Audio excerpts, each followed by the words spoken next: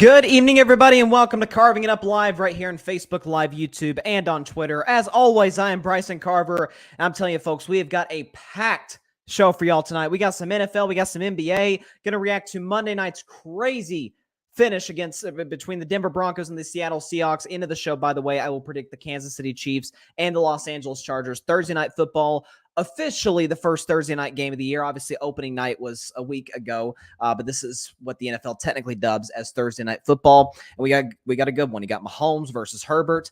Those games, ever since even their first matchup in 2020, they've been phenomenal football games. Came down to the wire in some cases. Decided on the last play. I'll talk about that as well as the extent of the injury of my man Dak Prescott and how the Cowboys are completely blowing this, just screwing it up continuously over and over and over. And I'll also talk about Steph Curry he did it in a Rolling Stone interview talking about how the Warriors attempted a reunion with Kevin Durant. And Robert Sarver, I gotta agree with my man LeBron James on this. I think the NBA got this wrong. I'll explain later in the show. But first, it's only fitting we start with that crazy Monday night game between the Denver Broncos and the Seattle Seahawks. Russell Wilson's return to Seattle. I will save my thoughts on the booing for a little later in the segment because I'll save it for later in the segment. I'll put it that way. But the topic of discussion right now is Denver's late game execution. Okay, so for those of you that didn't watch the game, they're down by 1. It's 17-16. Seahawks have the lead. Denver drives down 2 minutes. You know, they got the ball. They got a 3rd and 14 right at the 50-yard line, and Russell Wilson completes a 10-yard pass to Javonte Williams, which gets them into a 4th and 5 situation. Okay, so they got a 4th and 5. There's about a minute left in the game. More or less a minute left in the football game. And Denver has all 3 of their timeouts. And rather than quickly using one or hustling to the line to, okay, let's get this 4th down play off, Nathaniel Hackett and, let's put blame where it's due, my man, Russell Wilson, allows the clock to run all 40 seconds down to 20 seconds left in the football game. Then they use a timeout, and they send Brandon McManus, their kicker, out there to attempt a 64-yard field goal, which, of course, he misses, and the ball game is over, and Seattle pulls off, to me, what was the upset of the weekend. I mean, I thought Denver was going to mop the floor with Seattle. They've got a better football team. I don't know if they have the coaching advantage, but they certainly have the quarterback advantage, the defense advantage, the weapons advantage. I mean, playing on the road, we get how tough that is, especially Russell Wilson going into his old house. But you figured Denver would kind of pull away, and Russell ended up throwing for 340 yards. It didn't feel like it. It felt like he was kind of off all night. But ultimately, it was all said and done. Seattle came out with the win. First of all, about the decision. And I'll get to what Nathaniel Hackett and Russell Wilson both said in the aftermath in just a second. But as far as the decision, it's easy to say hindsight's 20/20, blah, blah, blah. But you have to know as a coach, and frankly as a quarterback, because especially a quarterback of Russell Wilson's caliber, okay, this is year 11 for him. He's been in the league a long time. He's been in a lot of these situations, been in a lot of close games. You have to know before you even snap the ball on the 3rd and long. If we get it, great. We keep moving, keep marching down the field. If we don't, depending on what the play is, if we get a positive play, in the case of the Broncos, 7 to 10 yards, something like that, if we only get a couple of yards, we have to know right then, are we going for it or are we kicking the field goal? Or are we going to take a timeout if he's tackled in bounds? Javonte Williams catches the pass, goes 10 yards, gets brought down. There's a little less than a minute left in the game. Got all 3 timeouts, and it's a 4th and 5. But again, the field goal is 64 yards. You have to know immediately, okay, if we want to call a timeout, do it immediately. So there's about 55 seconds or so left, and we get our best play call in. So we got time. Russell's going to go to the sideline, talk with Nathaniel Hackett. Let's get our best play in. What's going to get us 5 or more yards, get us this 1st down, and let's keep this drive going, hopefully cap it off with a walk-off field goal. The other strategy, which I personally would use, is hustle to the line, snap it, 4th down and 5. If you get it, great. If you don't, there's about 40-odd seconds left in the game, but you still have all 3 timeouts. And Seattle, for as great as Geno Smith was in the first half, as great as Seattle's offense was in the first half, they did not do anything in the second half. That Denver defense really buckled down, especially that defensive line. They did a great job in the second half. So you assume, especially Seattle's going to play very conservative. They're going to run the football 3 straight times. You assume Denver will stop them. And that if you're Denver, you can get the ball back. No timeouts, but it's better than no chance at all with about 20 seconds left and see what you can do. Maybe you could still get into field goal range. Instead, they let the clock run all the way through to 20 seconds. Then they use their timeout. And even worse, then they send their field goal kicker out, Brandon McManus. Now, we know McManus is a big leg. He's a pretty big kicker. He's a pretty tall guy. But we talk about analytics and all this, especially the young coaches like to use analytics. Well, the analytics tells me there's a great chance, not a very good, a great chance that McManus is not going to hit this field goal. You know I know that? Because only 2 in NFL history have hit a field goal from that distance. One, Matt Prater, hit a 64-yard field goal, but he did it in Denver in that altitude. The other, Justin Tucker, just last year, hit a 66-yard field goal, but he hit it in a dome, so he's not fighting the wind. So the only 2 field goals of 64 more yards were hit indoors and in the altitude in Denver. In Seattle, we know listen, if there's one thing Seattle's known for, it's their fish markets, and it's their rain. It rains a lot in Seattle, so the air is kind of damp. Yeah, it's hard to get the ball all the way 64 yards and hit it perfectly in between the uprights. And of course, McManus missed wide left. So, didn't really have much of a chance of going in whatsoever. So you have to know ahead of time as a coach and as a quarterback in that situation what you're going to do, regardless of what happens. If he gets hit out of bounds, obviously you're going to get to the line and decide what you're going to do from there. But you got to know ahead of time. Now, Nathaniel Hackett, the head coach of the Broncos, in fairness to him, Monday was his first ever game as an NFL head coach. He's about 40 years old. So, this is going to be a learning experience for him. But he admitted, day later, looking back, we probably should have went for it. Russell Wilson was also asked about it, and he said, quote, "Look, I think, yeah. I think anytime you get the chance to try and win the game and solidify it and try to make a play, I always believe in having the ball and everything else. But also, we've got a great kicker, and we're going to believe in our kicker again. I also trust his decisions and everything else, but I'm also always ready to try and go do it if we need to." Russell Wilson wanted the ball in that situation, okay? Now, Russell's the ultimate class act. He's not going to bash his coach, the media, obviously, but Russell wanted to go for it there, especially in his old house against Pete Carroll's defense. Russell Wilson needs to get 5 yards. You don't pay a quarterback $250+ million to instead trust the kicker to make a 64-yard field goal as opposed to your quarterback getting 5 yards. If he doesn't, he doesn't. If Michael Jordan misses the game-winning shot, then he missed the game-winning shot. At least we went down with our best player. Like that's got to be the mentality for Denver moving forward. The good news is Broncos got, I think, the Houston Texans at home next week. They should win that game easily, but it's going to be a little bit of a learning curve. Remember, this was the same case a couple of years ago. Team that won the Super Bowl, Tom Brady and the Tampa Bay Buccaneers, got off to a little bit of a rough start. Remember, they had that kind of ugly road loss to the Saints. Tom threw a pick six, didn't play that well. They had that Bears game where Tom forgot what down it was. Him and Bruce Arians had some issues. Russell and Hackett don't even have any issues. Certainly that we know of. So if they get this cleaned up, Russell learns the system. And in fairness to Russell, it's Peyton Manning said in the Manning cast the other night, first game, you're already just trying to learn the offense and get comfortable with your receivers, especially after not even playing in the preseason. And now you're asking a guy to go out there and in what's an emotional environment, the fans are booing you. You're going against your old coach who, knows you better than any coach without a question, against teammates that know you better than anybody else. The animosity, it's a lot. And you're learning a new offense. Russell had that touchdown to Jerry Jeudy down the left sideline where Jeudy scored from 67 yards out. That was an underthrown ball. Okay, that looked like Tua almost. Okay, Jerry Jeudy made that play happen. It wasn't a great throw by Russell Wilson. So being able to correct those little things, being able to understand what you're going to do late game situation, moving forward, that's going to be what the Broncos are going to be focused on. Now, if it starts to become like a Mike McCarthy type situation where they keep playing bad or they keep messing up the situational football late in these close games, then that's going to be a discussion. But game one against Seattle, I mean, this is Seattle's Super Bowl. The Seahawks know they're not going anywhere. They're not going anywhere. Even in a weak NFC, Seattle's not going anywhere. I had them as like a 3-4 win team. They're not a good football team. But that game meant a lot to those guys. You heard Pete Carroll talking about it. You heard the Seahawks players talking about it. That game meant a lot to those guys. And you understand why.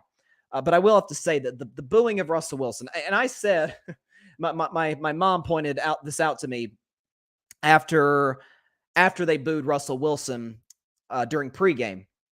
She said, boy, that's probably the worst age take that you've ever had on your show. And I have to agree, because at the end of Monday's show, when I was predicting this game, I said, Seattle's got a great fan base. They're gonna be appreciative of what Russell did for the franchise and certainly in the community. Every Tuesday going to Seattle's Children's Hospital. I mean, just class act, him and his wife, Sierra, right? And literally 20 minutes after I got done doing the show, I turn on ESPN to watch the pregame show, and Russell comes out, and they boo him as loudly as, like, Oklahoma City booed Kevin Durant when he came back. It was like, what? Like, come on, Seattle. Like, that's the best player you've ever had in the history of your franchise. That's the best play. Russell Wilson made Seattle relevant for a decade.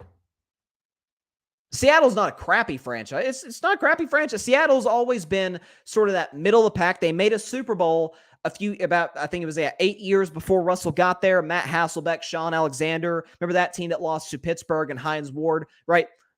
Seattle was always kind of in the mix. They were fun. They had cool uniform. That was about it. I mean, they had the old King Dome back in I think it was the 80s and the 90s, which was one of the better stadiums in the NFL.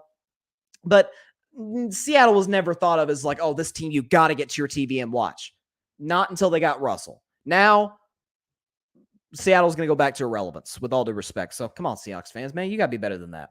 You got to be better than that. Show some respect to what that guy did for your franchise for 10 years. Come on. And for your community. But yeah, I mean, to say I was surprised that Denver lost to Seattle is an understatement. And it capped off what was about as bad of a week one as I had predicting. So hopefully I can right that ship starting tonight with Chargers and Chiefs, which I'll, of course, predict at the end of the show. Tonight's Thursday night game, which kicks off about 2 hours from now. So looking forward to that. All right, so let me get a drink of water for this one. The Dallas Cowboys. It's all about them, right? So, Dak Prescott, we all know at the end of the Sunday night game against the Tampa Bay Buccaneers, injured his thumb on a couple of hits from Shaq Barrett, and he had surgery on Monday. Thankfully, the surgery went very well. The Cowboys have tremendous team doctors and surgeons without a question, so it's good to see that went well. But there was discussion about whether the Cowboys would go out and get a veteran quarterback or whether they would stick with Cooper Rush, or even there were some people suggesting, hey, start Will Grier, which if I had to make a decision between Rush and Will Grier, I'm going with Cooper Rush. He at least has started a single NFL game. I don't think Will Grier has ever been in an NFL game, a regular season game. But there's this... I think Jerry Jones is starting to understand how important that Dakota Prescott is. Sort of. But initially, when Dak got injured, the timeline for his return was 6 to 8 weeks. Which 8 weeks from now, which the earliest he returned 6 weeks, would be a game. I think he gets the Detroit Lions. So mid to late October was about the timeline that they thought Dak could come back. He'd come back Detroit. Worst case scenario, he comes back November 13th at Lambeau Field against the Green Bay Packers. That was kind of because 8 weeks from now is the Cowboys' bye week. So obviously they wouldn't be playing. So they were thinking either sometime between Detroit and Green Bay. And after the surgery, and I'm not going to analyze what the extent of the injury is because nobody knows really except for Dak and the team. But Jerry Jones said, quote, because they didn't put Dak on injured reserve, which if you put a player on injured reserve like the Steelers did with TJ Watt today, you are automatically going to miss at least the next 4 games. The Cowboys did not put Dak Prescott on injured reserve, which means he's taking up a roster spot. So that's really important. But Jerry Jones said, quote, if we thought he wasn't going to be ready to go until after 4 games, we would put him on IR. We're not doing that. We think he could come in and play, so we don't want him to want to not have him out there practicing. We want him getting prepared, and we'll see how he handles this thing, how it heals, mainly his strength, how he can grip the ball, which will determine what his status is. That's not being an optimist. The proof is we've got a good surgery, good technique, and feel better about it than we did Sunday night. That very well could be true. Very well could be true. What I would also say, however, is that Drew Brees had that same injury. And I swear to you, when I was watching that game Sunday night and Dak went out and he was holding his thumb, I was like, oh man, Drew Brees had that same thing a few years ago. And Drew Brees missed 5 games. Russell Wilson also had the same number. It was Russell Wilson's finger, but it was a hand injury. It was on his throwing hand. He injured it. A lot of people thought he came back too early. He only missed 3 games, and he never looked right the rest of the season. And that's why I worry about Dak. Like, if Dak has to rush back because the Cowboys stink in his absence, and he rushes back out there to try and save it, and he won't look good. So first of all, Dak Prescott, do not come back. Sort of like what Robert Sarver said the other day about Zach Wilson. He doesn't want Zach Wilson to come back until he's 110%. Same thing I say about Dak. Dak, do not come back to play until you are 100% healthy, until that thumb feels exactly like it felt before Sunday night. Don't rush it. There's no point. This is not a contending team by any stretch of the imagination. This is not a situation where it's like, man, we just got to survive. As long as we get Dak back, okay, we can contend for a Super Bowl. No. So don't even risk it, Dak. But the one thing I also wanted to hit on as well, and I really, really, really got a kick out of this. So the Cowboys are going to go with Cooper Rush for at least the next 3 games. I'm hoping more than that, because you're telling me Dak's going to come back 28 days after the injury? I don't know about that. I mean, we'll see. I've always said Dak's a quick healer, but still, that's still pushing it. Be that as it may. Let's say Cooper Rush plays for 3 games or more. They're going to go with him. Jerry Jones was talking about Cooper Rush, and he said, quote, "He can play at a level that we can win ball games. The main thing about him as a backup quarterback is that we don't have to alter the offense to have him. That's a good thing to have continuity. That's the main reason he won the job. Just count on him. He threw a couple of good balls out there." Okay, fine. Nothing wrong with that comment. He's projecting confidence on his backup quarterback. That's what you need. Cooper Rush has been in this league now for 6 years. You want him to feel good about himself. Want to pump him up. Nothing wrong with that. But old Jerry Jones, Jerry had to go a step further. He said, and I'm not kidding when I read this quote. This is from the lips of Gerald Wayne Jones. "Candidly, we have to look at it. And I don't see this in the horizon, but I'm going to use it as an example of how I felt when Tony Romo went down against Seattle, and how I felt 2.5, 3 months later when you had to make a decision whether Tony was starting or Dak." Well, you said you don't see this in the horizon, but yeah, you're throwing it out there anyway.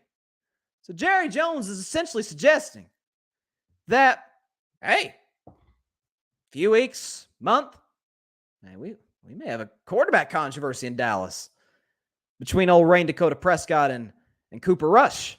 We may have to have a discussion, just like when Romo got injured in 2016. Dak came in, lit the world on fire, and once Romo got healthy, we're like, who's the quarterback?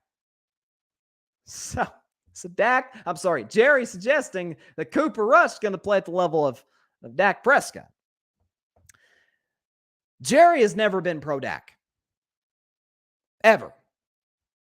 Go back to 2016. Jerry's a good salesman. That's one thing he is. It's part of the reason that the Cowboys are the most valuable sports franchise in all the world.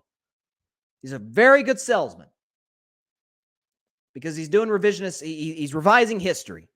Because if you remember, go back, check Jerry's quotes from 6 years ago. In 2016, again, Romo got hurt in that playoff game against the Seahawks. Dak came in, started the first, initially what was going to be the first, 10 or so games. Then Romo was supposed to come back, but because Dak played so well, they left Dak in the lineup. And when Jason Garrett was like, oh gosh, we got to roll with Dak. When the Cowboys players were like, oh man, Dak's playing well. When even Stephen Jones was like, oh, I tell you, this Prescott kid, he's something else. Who did Jerry Jones continue to go to bat for? His old adoptive son, Tony Romo. Remember when Dak played bad in that second game against the New York Giants? Tony was healthy at this point. Cowboys had just won like 11 straight games. Then they lost a Sunday night game against the New York Giants. Dak didn't play well. Jerry comes out the next day talking about, hey, we may need to have a discussion about who our quarterback's going to be. It's like one bad game. He wins you 11 straight, has one stinker. You're still in great position to make the playoffs, get the number 1 overall seed, which they did, and you still want to make the quarterback change. A few years later, Dak gets his money, finally. First of all, we know Jerry's not a Dak fan because it took 2 freaking years to get a contract deal agreed to between the two sides. And at the press conference, Stephen Jones on the left, Dak in the middle, Jerry to the right. They did this hour-long press conference, and Jerry Jones looks Dak Prescott right in the eye and tells him, I overpaid you.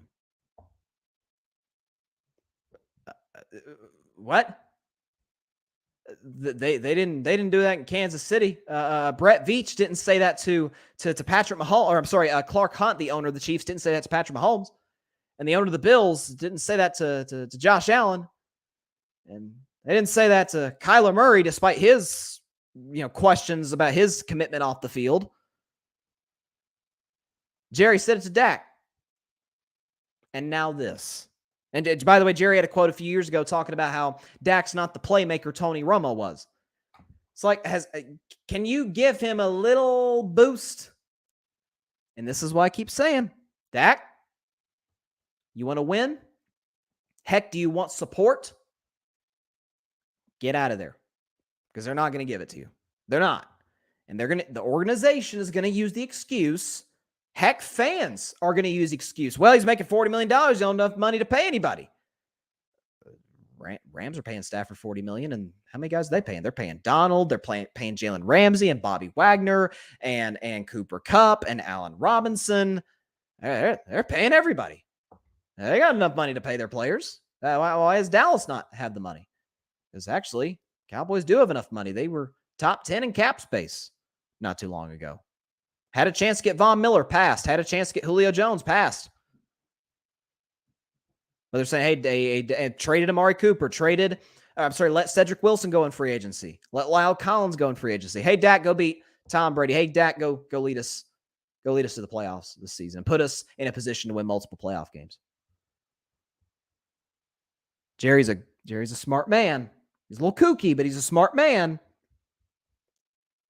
He's going to put the pressure on Dak to basically say, we're not going to give you anything. Let's see if you can win. We don't think you will, so it'll look like it's your fault because you play the most scrutinized and criticized position in all of American sports, and that is quarterback of the Dallas Cowboys. So, once again, it is old Jerry Jones continuing over and over again to beat up Dak Prescott. To even suggest in Miami,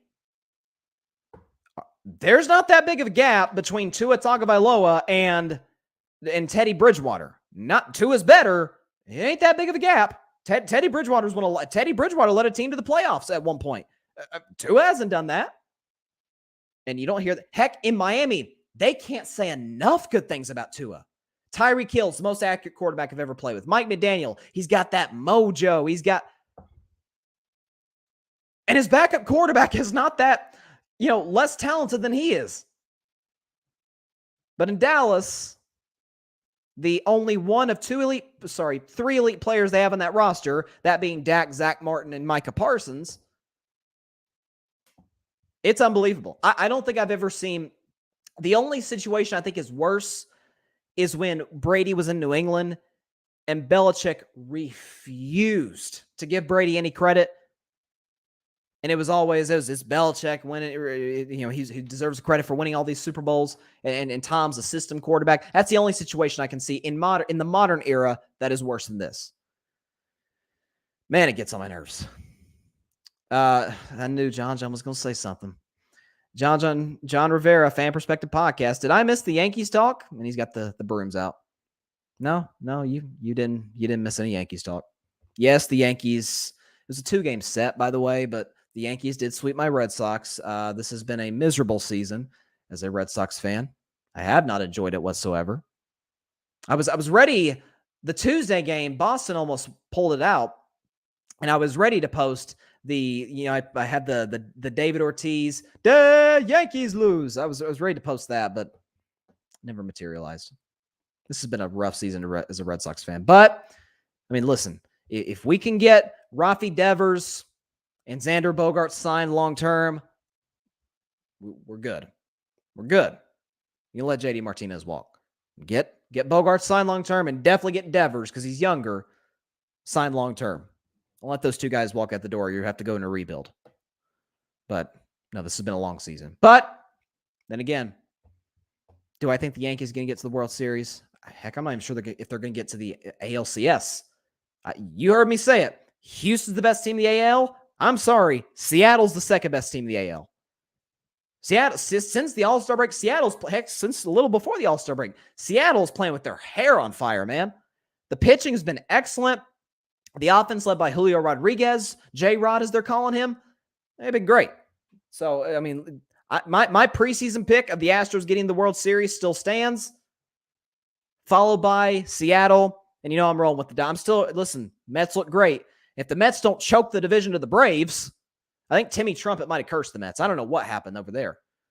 I mean, listen, the Edwin Diaz walkout song, his intro song for when he comes in to close games, awesome. The trumpets, oh my gosh. It's the best closer song I've ever heard since Mariano Rivera. But when Timmy Trumpet came to play at Citi Field in person, the Mets haven't played well since. So I think the Mets should win the NL East. I think they will. I do think they're the second best team in the National League. They very well could beat the Dodgers, but I'm rolling with the Dodgers. They're my preseason pick, and frankly, I trust them more. And John is just driving the dagger even deeper into my Red Sox loving heart. He says, should have kept Mookie. Yeah, I know. Yeah, John, I know we should have kept Mookie. God, Dodgers have always been kind of like, I'm not a Dodgers fan, but they've always kind of been like my second favorite team. But it's just like anytime I watch a game and I see Mookie Betts in the Dodger blue hitting 30-plus homers and making great plays in the outfield, I'm like, golly, we had that guy. We weren't willing to pay him. Like, ugh.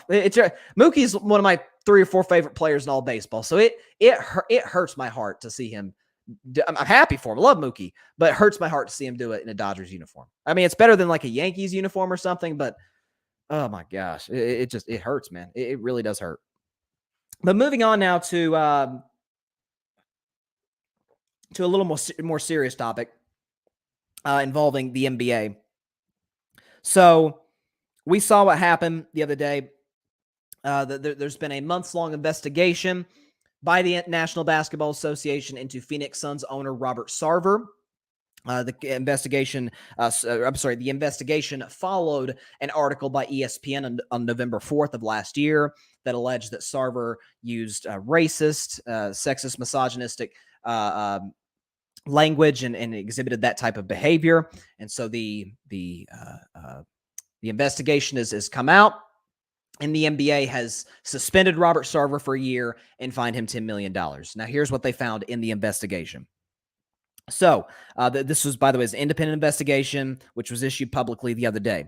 As stated in the report, the independent investigation found that Mr. Sarver engaged in conduct that clearly violated common workplace standards as reflected in team and league rules and policies. This conduct included the use of racially insensitive language, unequal treatment of female employees, sex-related questions and conduct, and harsh treatment of employees that on occasion constituted bullying. Among the key findings, Mr. Sarver engaged in instances of inequitable conduct toward female employees, made many sex-related comments in the workplace, made inappropriate comments about the physical appearance of female employees and other women, and on several occasions engaged in inappropriate physical conduct toward male employees.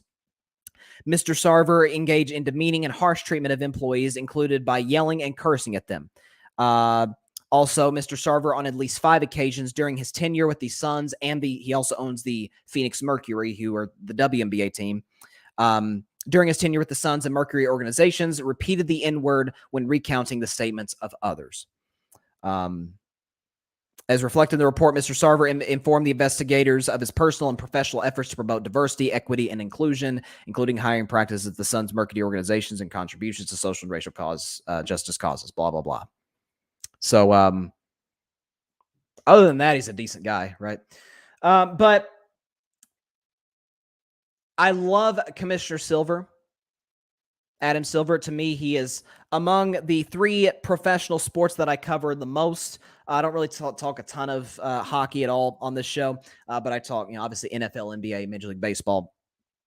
To me, Adam Silver gets it right more than the other two commissioners. Because as great as Roger Goodell is, and I think Roger Goodell is an excellent commissioner, he's done a great job at growing the NFL, probably more than any other commissioner has in recent memory.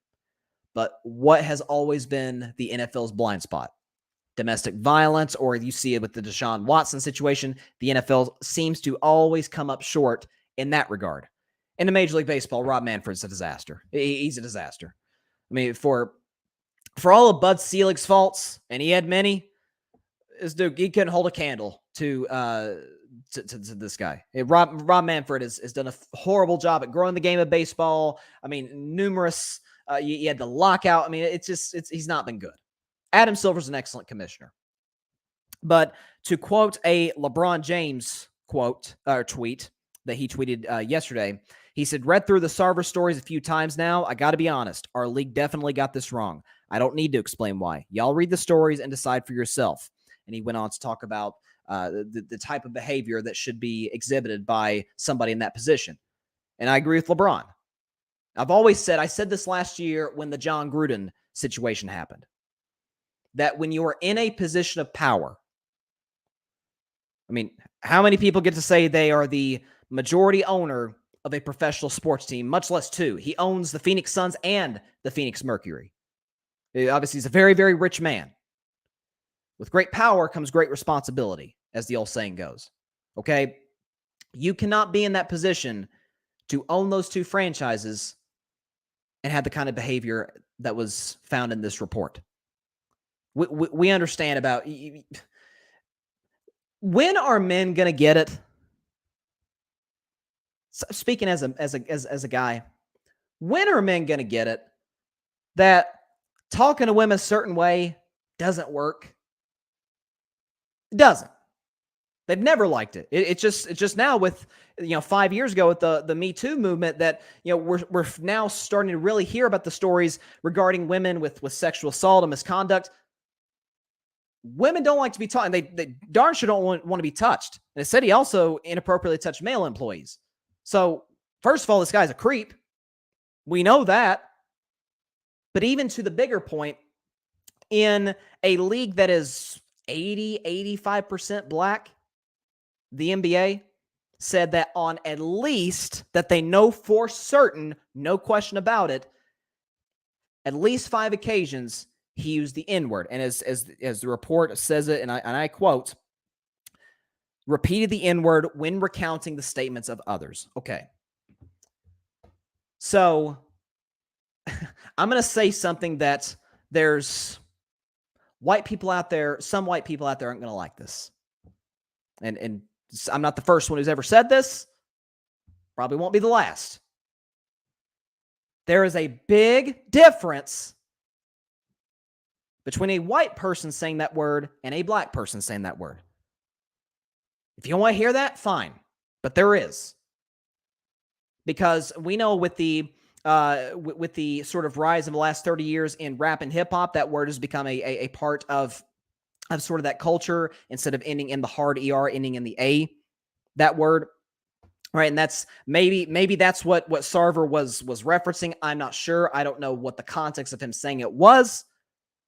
The bottom line, saying that word ain't cool. It ain't okay.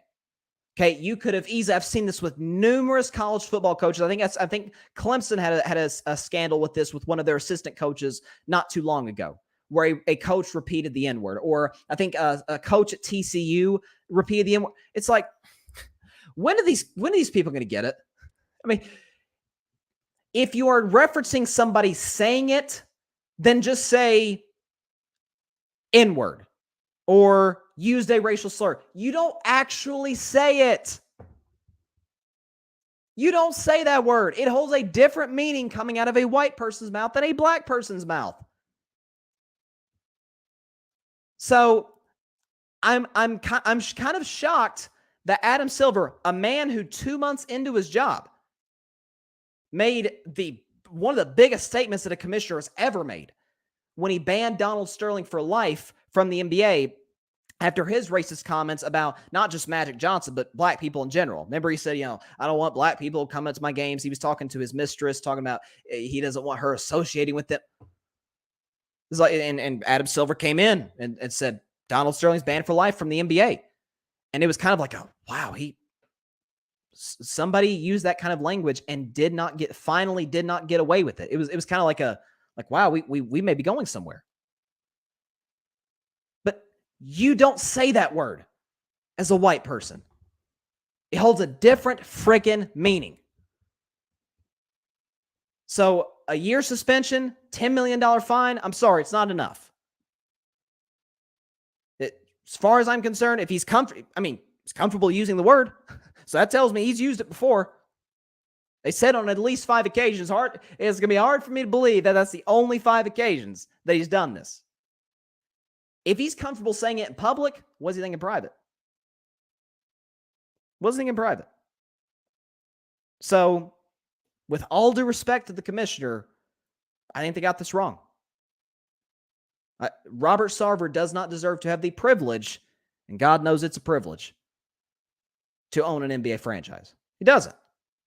Dan Snyder, who owns the Washington Commanders, he doesn't. You have numerous other owners. Remember Jerry Richardson years ago with the Carolina Panthers? All the things that he did in regarding sexual misconduct and assault, doesn't deserve to own a team. If you are in that position of power, you do not deserve the privilege to own a professional sports franchise, heck, a corporation in general, if you treat people this way. There's no ifs, ands, or buts at all. So, you had Chris Paul, who plays for the Suns, who plays for the team, plays for the franchise that Robert Sarver owns. It said, I'm out on this guy. Are you kidding me? The NBA messed up on this. There's been discussions. I don't think they've went too far, but there's been discussions about star players for playing for road teams that come to play the Phoenix Suns, basically saying, I'm not playing. I'm not going to put money in that man's pocket, as a form of protest. We'll see where that goes. That maybe there's a chance that does happen. The season tips off a month from now. But I'm sorry if you want to measure this on, if you want to use sort of the Donald Sterling meter, okay, knock yourself out. But any inappropriate behavior, any racist behavior, no. You should not be able to own a professional sports franchise. Just like I said with John Gruden last year, if you hold those kind of beliefs, you do not deserve to coach an NFL team. That is it's hard work. It is hard work, but it is a privilege. 32. I'm sorry, actually, it's the NBA. So 30 people are majority owners of an NBA franchise. 30 people in the whole wide world. This is unacceptable. So, all due respect to Commissioner Silver, I don't think they got this right. I don't. But, we'll see where it progresses. We'll see if players possibly, if they protest the NBA's ruling of this. We'll see. But, it's not cool. It's not acceptable. There's no ifs, ands, or buts. So, we're going to stay in the NBA. We're going to move to a topic that was really big a couple months ago-ish, around NBA draft on. And it will really go into about 3-4 weeks ago, and that's Kevin Durant. Obviously, he requested a trade from the Brooklyn Nets late June, and then a few weeks ago, released a joint statement with the Nets saying, we're cool now. The fence, everything's been mended. We're good, right? I'm going to play with the Nets this season. And there were not just rumors, but reports. I can think of one off the top of my head from Mark J. Spears of The Athletic, who does a great job covering the Warriors. And he said, Golden State is having discussions about bringing KD back to the Warriors, which people are like, oh my God, they just won the championship. As a matter of fact, let me go and put this on. Sorry for the podcast audience. Let me go and put on my Warriors championship hat. I forgot to remind people, that the Warriors are the defending 2022 NBA champions. Just to let y'all know, if I didn't say that already, I apologize. But everybody's talking about, like, man, you had Kevin Durant to this championship team. Steph's playing as great as he's ever played. Klay Thompson's going to be better this year. Draymond Green, people forget, before he got hurt, was the front runner, the odds-on front runner to win Defensive Player of the Year. And then you had Kevin Durant. Are you kidding me? Right? So there was those discussions.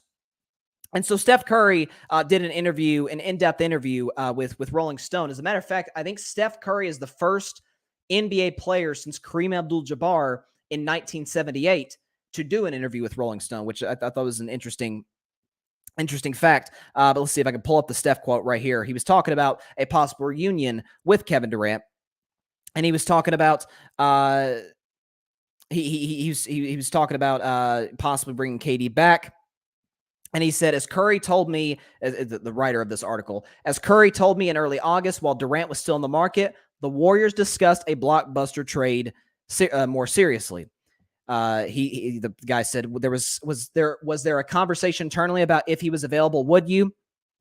And Steph said, the idea of playing with KD and knowing who he is as a person from our history in those 3 years, I think KD is a really good dude. I think he has had certain things happen in his life that have hurt his ability to trust people around him in a sense of making him feel safe at all times. So all of those things I understand, having played with him and gotten to know him. I love that dude. And if you said, oh, KD's coming back and we're going to play with him, I had so much fun playing with him those 3 years, I'd be like, yeah.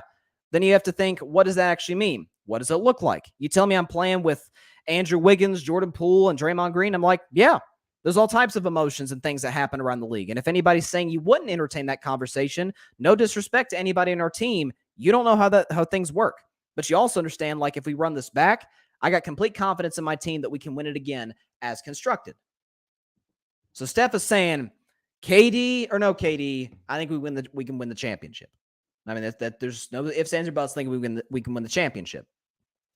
And so, first of all, I'm not surprised by this at all, because, and I discussed this in the show. I said, if the Warriors don't have to give up like a ridiculous, basically, we know Steph, Klay, and Draymond are untouchable. You're not trading them. Those are your building block guys.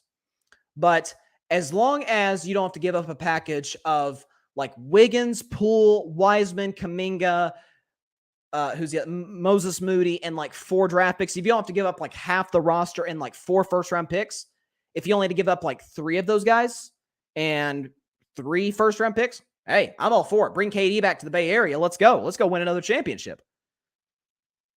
But it makes sense because Steph's saying, at this point, I've accomplished pretty much everything I need to accomplish. Right? I've got my 4 rings, 2 with KD, 2 without KD. I've got the thing that everybody said was the narrative. Like, yeah, Steph, it can't be an all-time great if he does have a finals MVP. Well, I got one of those. Okay? I'm the all-time 3-point leader in NBA history. I'm the Warriors' all-time leading scorer. I mean, at this point, I don't really know what I need to do. I got 2 MVPs, one of them unanimous. It's never been done before.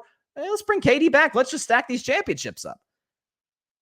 That's what I've always admired about Steph Curry, and so many try to paint it as, oh, he lost in 2016 to Cleveland, blowing a 3-1 lead. He didn't play well in that series, and so he needed Kevin Durant to save him. KD need to come in and save Steph Curry's legacy, which I've always thought was just rubbish. Because first of all, he won a championship before KD even stepped foot in Golden State, but that's neither here nor there. And Steph is and LeBron's this way too. That's what I admire about these two guys, is that they're the ultimate, hey, if a great player wants to come play with me, hey, I'm looking at him with open arms. I want to play with great players. I want to put myself in the best position to win as many championships as humanly possible. If I'm not doing that, I'm not really doing my job as a player to try and win championships. Isn't that the name of the game? Yeah, you want to make your money, obviously. But once you gotten paid, I'm trying to win. Like people say, oh, LeBron tries to go the best team and super team this, super team that, which, to be completely honest with you, I'm not sure LeBron has ever played on a super team. If we think about it, what a super team is, we're talking 80s Celtics, Lakers, and 90s Bulls, 2017 Warriors, Shaq, Kobe, Lakers. Those were super teams. Was Miami? Bron was great. D-Wade was great. Chris Bosh was not who he was in Toronto. in part because he had to sort of play a lesser role, which is understandable given the construct of that team.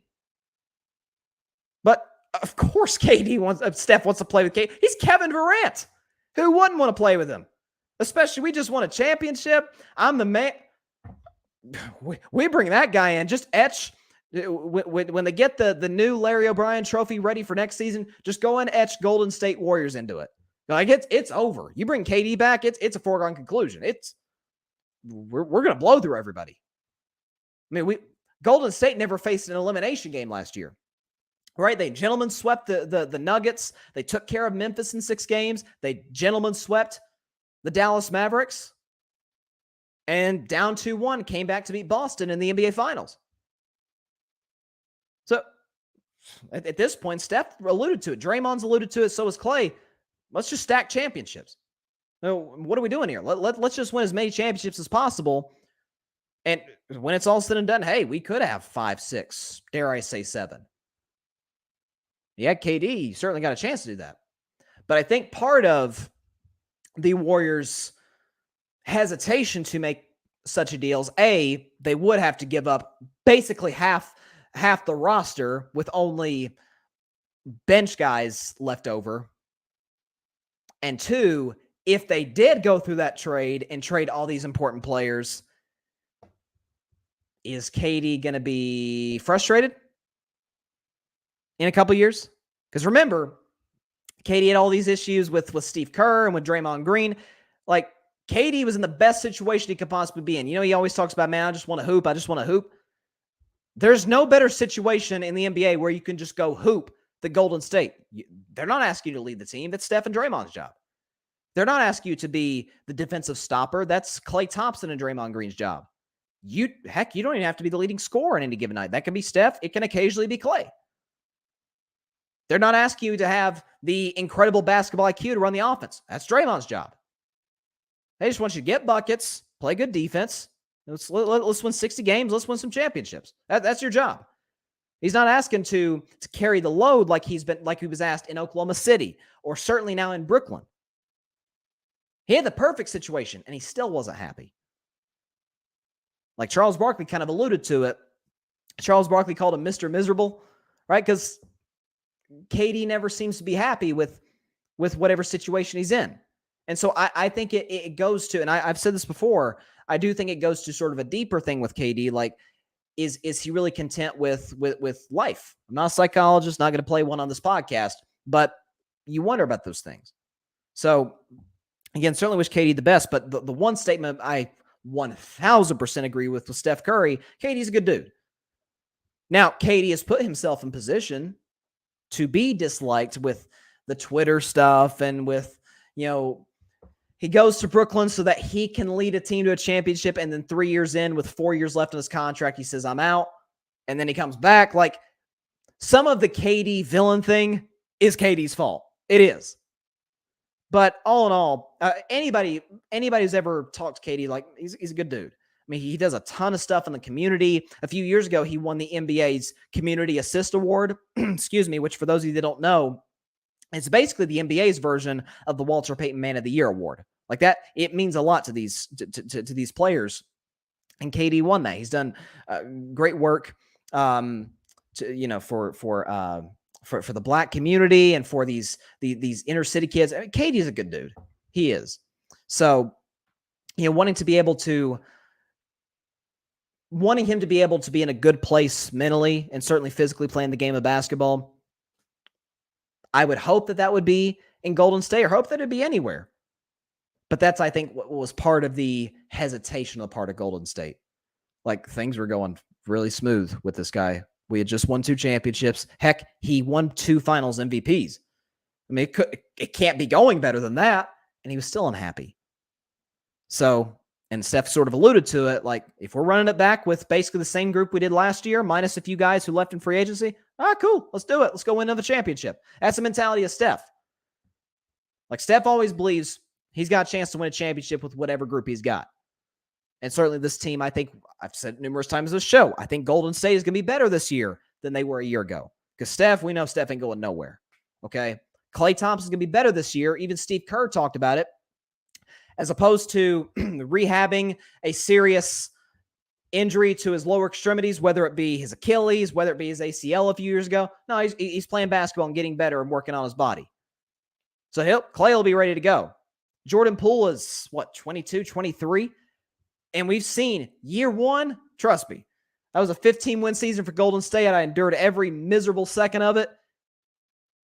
Jordan Poole kind of sucked his rookie year. He averaged like 9 points a game, sub 40% shooting. Jordan Poole was not good as a rookie. Then year two, once he came back from the G League, it was like, oh, okay, this dude's a nice player. Then last year, like, whoa, put this man in the sixth man of the year discussion. Played well in the playoffs and in the finals. Jordan Poole's going to be better. Kevon Looney, we know the steady presence he brings. I mean, Kevon Looney is the definition of steady. He didn't miss a game last season. Played every single game last season for the Warriors. All 82 regular season games and all, 22 postseason games. So 104 games in total. You got Kevon Looney back. Andrew Wiggins, all he did was go to the All-Star game last year, and he was second in scoring in the finals behind Steph Curry. So he's going to be back. He's that much more comfortable in the Warriors organization. Draymond Green, will he be better? We're starting to see his athleticism started to sort of decline a little bit, but he's still Draymond Green. He's still a great defensive player. He still runs the offense as sort of the point forward. You still got the young guys. Jonathan Kuminga is 20. Moses Moody, I think Moses Moody's in for a breakout year. I think he's got an excellent second-year campaign. James Wiseman coming back. Dante DiVincenzo, they added in free agency. My guy, Mac McClung, who's going to make the active roster. This is a team to look out for, okay? We should be the favorites, contrary to what people believe about the LA Clippers. We should be the favorites, definitely to come out of the West, but I believe to win the NBA championship. That is what it is, okay? Golden State, that's what we do. We win championships. 4 titles in the last 8 years. And I think it's going to be 5 out of the last 9 when it's all said and done. All right, moving on to our last topic of the day, and that is Thursday Night Football. We've got an excellent matchup. One could argue this is the best game of the weekend because you got the 1-0 LA Chargers taking on the 1-0 Kansas City Chiefs. So without further ado, let's predict this game. So Kansas City is a 4-point home favorite, obviously coming off a dominant road win at the Arizona Cardinals. I said going into the game that they would score 40-plus points. They did. Patrick Mahomes was fantastic. 350-plus yards, 5 touchdown passes, no turnovers. The fact that Pro Football Focus said he was the 9th best quarterback last week is absurd. Travis Kelce looked great. Andy Reid, we know what he does, especially in September. He's one of the best coaches ever when it comes to starting a season, getting his team on the right track. Kansas City looked excellent. And on the part of the LA Chargers, so did they. We understand that Justin Herbert is one of the best young quarterbacks in the game today. Khalil Mack, they added him in a trade from the Chicago Bears. He had the play of the game late, the strip sack on Derek Carr. Khalil Mack was excellent. You had the weapons. Now, the thing for the Chargers is Keenan Allen is out. Keenan Allen suffered an injury in that game against the Raiders. He will not play tonight. But still, for Justin Herbert, you have plenty of guys to throw the ball to. You still got Austin Eckler in the backfield. You got Mike Williams. You got my man Josh Palmer out of Tennessee. You got plenty of guys, plenty of weapons. And his offensive line has improved drastically since his rookie year in 2020. Defensively, the Chargers are excellent, right? They have Derwin James. They have not Nick Bosa, Joey Bosa. They have Khalil Mack. So they have the guys to make the plays late in these games to win. The thing I've always worried about the Chargers, and it's part of the reason I had them finishing last in the loaded AFC West this year, despite, I think, having a winning record, is late game execution. Just talked about it with Denver earlier. Young coach, not great late game execution. I worry about the same thing in LA with the Chargers with Brandon Staley. We saw a lot of games last year, including one game that happened to be on a Thursday night against Kansas City. They had numerous fourth down attempts when they should not have gone for it on fourth down. They left a ton of points on the board instead of settling for field goals, and they end up losing the game in OT on a Travis Kelce game-winning touchdown. So, Kansas City at home, at Arrowhead. It's Mahomes, it's Andy Reid. How many games has Patrick Mahomes lost in September? Like 2? I think they both came last year. They were to Baltimore and to, I think it was to the LA Chargers. But I think Despite the Chargers winning the last 2 games at Arrowhead Stadium in the last 2 years, I think Kansas City gets their revenge. I think they win this game by a final score of 27-24 and going to 2-0 on this new NFL season. I told y'all better quit betting against Patrick Mahomes. You better put some respect on this man's name. Better put some respect on Andy Reid's name. But I think Kansas City wins tonight. I don't think they cover the spread. So if I were a betting man, as I always say, as the segment on Friday's shows goes, what am I a betting man? If I were a betting man, I would take the LA Chargers +4. But that's not officially my if I were a betting man segment. We're saving that for tomorrow, obviously. Speaking of tomorrow, that is all the time we have for today's show. And on tomorrow's show, we got my Week 2 Sunday NFL predictions. We got 13 excellent games, some really, really difficult to predict games, which doesn't make me feel too great because I just went 6-9-1 on my NFL predictions. So I'm hoping to rebound off of that poor week. But you got some excellent matchups. You do also have 2 games, by the way, on Monday, 2 excellent games that we'll, of course, predict once we get there. But you got plenty of matchups. The situation in Dallas with Cooper Rush against a motivated Cincinnati Bengals team with Joe Burrow. You got an interesting Sunday night game with the shockingly 1-0 Chicago Bears taking on the Green Bay Packers, who got all kinds of turmoil regarding their quarterback and their receivers. All kinds of madness tomorrow. So obviously tomorrow I'll react to tonight's game, which kicks off in about an hour and 15 minutes. So looking forward to watching that. And of course, I'll predict tomorrow's, or I should say Sunday's Week 2 NFL action tomorrow. So hope everybody has a great evening. Be sure to like, share, comment, subscribe. Helps the channel grow exponentially. And be sure to listen to the show on Spotify, iHeartRadio, Google Podcast, Anchor, as well as wherever you listen to your podcast. See y'all tomorrow at 6 p.m. Eastern, 3 p.m. Pacific time, right where you're watching right now, Facebook Live, YouTube, Twitter. Have a great evening, everybody. Enjoy some football. God bless you all. Peace out. We're gonna get into the championship at Golden State. Best believe that. Thanks so much for watching the show on YouTube. Be sure to click that big red subscribe button and go check out the other clips and full shows of Carving It Up Live. Have a blessed day.